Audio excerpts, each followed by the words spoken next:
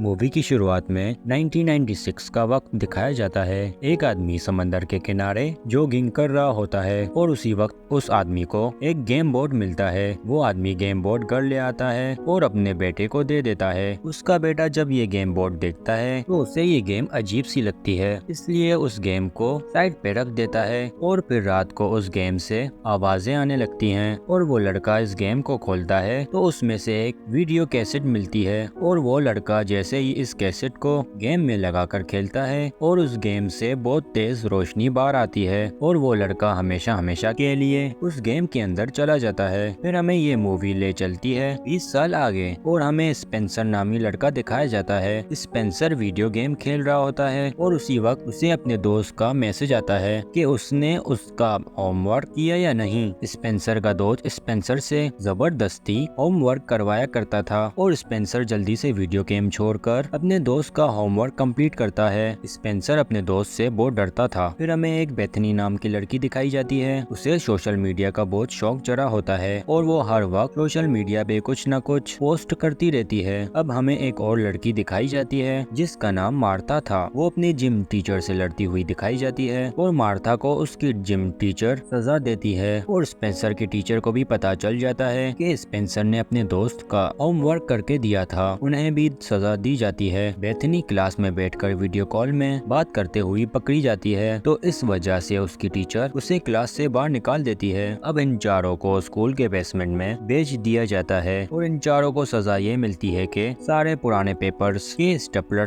Pin को खोलना था और इन चारों को ये सजा पसंद नहीं आती और तभी इनको वहाँ से वही वीडियो गेम मिलती है और उस आदमी ने अपने बेटे के गायब होने के बाद ये वीडियो गेम स्कूल वालों को दे दी थी और ये चारों गेम को स्क्रीन से कनेक्ट करते हैं। स्पेंसर और उसका दोस्त गेम को खेलने लगते हैं और स्पेंसर मार्था और बेथनी को भी खेलने का बोलता है और ये सब जब गेम को खेलते हैं तो अचानक से गेम बंद हो जाती है और ये चारों एक एक करके इस गेम के अंदर जाने लगते हैं और ये सब एक जंगल में पहुंच जाते हैं। और जब गेम की स्टार्टिंग में इन्होंने जो जो करेक्टर सेलेक्ट किए थे उन्हीं करेक्टर में ही बदल जाते हैं और इन सब करेक्टर की अपनी अपनी खूबियां होती है। जब ये सब एक दूसरे को देखते हैं तो हैरान हो जाते हैं। स्पेंसर जो कि इतना कमजोर था वो एक ताकतवर आदमी बन जाता है और मार्था जो कि सीधी सादी लड़की होती है वो अब एक बहादुर लड़की बन जाती है और बेथनी जिसे सोशल मीडिया का शौक था वो अब एक मोटे प्रोसेसर में बदल चुकी होती है और जो कि स्पेंसर का दोस्त लंबा चौड़ा आदमी था वो अब एक छोटे कद का बायोलॉजिस्ट बन चुका था। वो सब एक दूसरे को देखकर बहुत परेशान हो जाते हैं और बेथनी खुद को देखने के लिए पानी की तरफ जाती है तो एक बड़ा सा गेंडा आकर बेथनी को खा जाता है, लेकिन अचानक थोड़ी देर बाद आसमान से नीचे आकर गिरती है और अब इन चारों की नजर अपने हाथों पर जाती है और इन चारों के हाथों में 3 स्लाइन बनी होती हैं। तो इन सब को पता चलता है कि ये सब गेम में आ गए हैं। इन सब के पास 3 लाइफलाइन होती हैं, मतलब के 3 चांस होते हैं, यानी कि 3 बार वो अपनी जिंदगी को बचा सकते हैं। तभी वो जानवर फिर से हमला करता है, जैसे कि बेथनी को उस जानवर ने खाया और फिर से बेथनी जिंदा हो गई। तो उसके पास अब 2 लाइफलाइन बची थी और ये सब उस जानवर से बचने के लिए बहुत भागते हैं और उसी वक्त एक आदमी एक जीप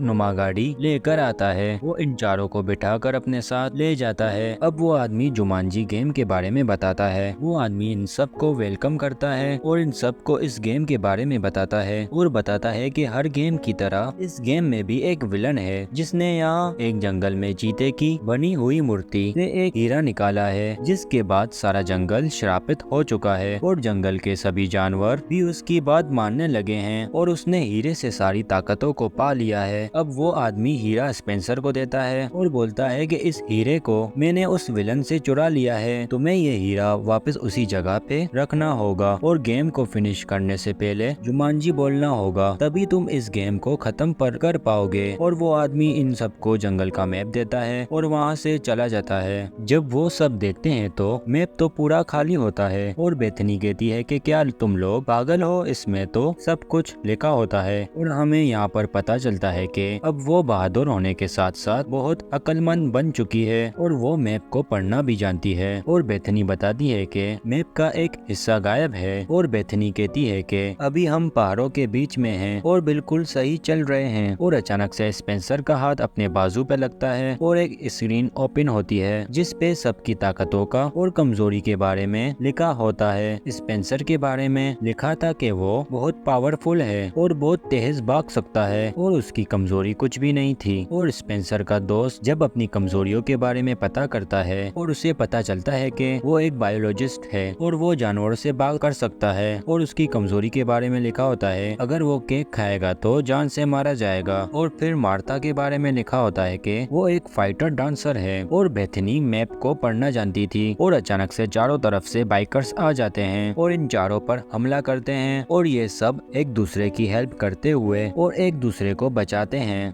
स्पेंसर का दोस्त जो कि नहीं भाग पाता, स्पेंसर उसे अपनी कमर पर बिठाकर बहुत तेजी से भागने लगता है और फिर मार्था को एक गोली लग जाती है और वो फिर मर जाती है और अचानक से वो आसमान से आकर गिरती है। मतलब कि मार्था की भी एक लाइफ कम हो चुकी थी और स्पेंसर और उसका दोस्त आपस में लड़ने लगते हैं और लड़ाई करते करते स्पेंसर का दोस्त स्पेंसर को धक्का दे देता है और स्पेंसर एक खाई में गिर जाता है। लेकिन स्पेंसर वापस आसमान से आकर गिरता है और स्पेंसर की भी एक लाइफ खत्म हो चुकी थी। फिर मार्था और बेथनी कहती हैं कि अगर हम लोग ऐसे ही लड़ते रहे तो हम कभी भी इस गेम को खत्म नहीं कर पाएंगे। फिर ये सब मैप के मुताबिक एक बाजार में पहुंच गए थे जहां स्पेंसर का दोस्त गलती से केक खा लेता है और इसी वजह से उसकी मौत हो जाती है। और थोड़ी देर बाद अचानक से स्पेंसर का दोस्त जिंदा हो जाता है। अब इन चारों के पास 3 ही लाइफ बची होती हैं। फिर बाजार में इन सबको एक बच्चा मिलता है जो कि इन सबको एक झोपड़ी में ले जाता है और कहता है कि वेलकम टू द जुमांजी। और वो कहता है कि अगर तुमने आंखें झपकाई तो ये तुम्हें मार डालेगा। और वो लड़का बस ये बोलकर चला जाता है। उन्हें इस पहेली को सॉल्व करना होता है और सामने एक बॉक्स रखा होता है और स्पेंसर उस बॉक्स को ओपन करता है और इन सबको पता चलता है कि आंखें इन्हें सांप से मिलानी है। और बेथनी कहती है कि मैं ऐसा कर सकती हूँ, जो कि एक प्रोफेसर में बदली हुई होती है। लेकिन बेथनी डर जाती है और सांप मार्था पर अटैक कर देता है। लेकिन स्पेंसर सांप को अचानक से पकड़ लेता है और उस बॉक्स से इन सबको एक पेपर मिलता है और इन्हें इस पेपर में छोटा सा हाथी मिलता है। और अचानक से गेम के विलन के एक आदमी आ जाते हैं और इन सब पे हमला कर देते हैं और वो विलन स्पेंसर के सामने आ जाता है,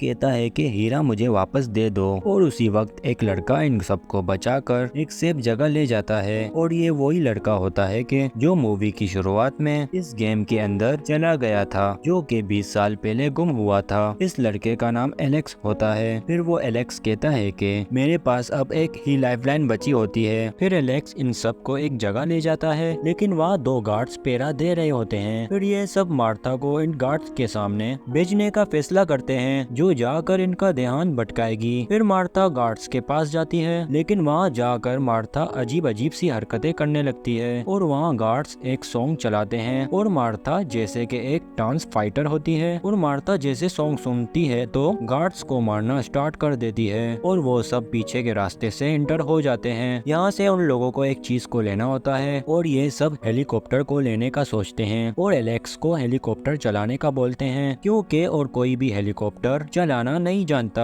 और फिर एलेक्स इन सब को ले उठता है। एलेक्स हेलीकॉप्टर को पहाड़ों के बीच से ले जाता है और उसी वक्त इनके पीछे बड़े बड़े जानवर लग जाते हैं और इनके हेलीकॉप्टर का पंख भी खराब कर दिया था। और स्पेंसर ऊपर चढ़कर हेलीकॉप्टर के पंखों को ठीक करता है और अचानक से स्पेंसर के दोस्त को याद आता है कि हीरा तो उसके बैग से नीचे गिर चुका है और उस हीरे के आगे पीछे बड़े बड़े गेंडे घूम रहे होते हैं। और स्पेंसर अपने दोस्त को हेलीकॉप्टर से नीचे गिरा देता है और सारे जानवर उसके दोस्त के पीछे लग जाते हैं और पीछे से स्पेंसर उस हीरे को उठा लेता है और स्पेंसर को एलेक्स बचा लेता है। लेकिन वो जानवर स्पेंसर के दोस्त को मार डालते हैं और जब वो आसमान से जिंदा होकर नीचे गिरता है तो एलेक्स हेलीकॉप्टर को हाफ उल्टा कर देता है और स्पेंसर अपने दोस्त का हाथ पकड़ के उसे बचा लेता है। और ये सब अब अपनी लोकेशन पे पहुंच जाते हैं और अब एलेक्स को एक मच्छर काट लेता है और एलेक्स की कमजोरी भी यही थी और अब एलेक्स बेहोश हो जाता है और बेथनी एक अपनी लाइफलाइन एलेक्स को दे देती है और फिर एलेक्स को होश आ जाता है। लेकिन बेथनी की एक और लाइफ कम हो चुकी थी और ये सब उस जगह पर पहुंच जाते हैं जहां चीते की मूर्ति बनी हुई थी। लेकिन उस मूर्ति तक पहुंचना इतना आसान नहीं था और स्पेंसर आगे बढ़ता है और अचानक से एक चीता स्पेंसर के ऊपर हमला कर देता है और स्पेंसर को मार डालता है और स्पेंसर वापस से जिंदा होकर आता है और अपने दोस्त को बताता है कि मुझे मुझे मार डाला था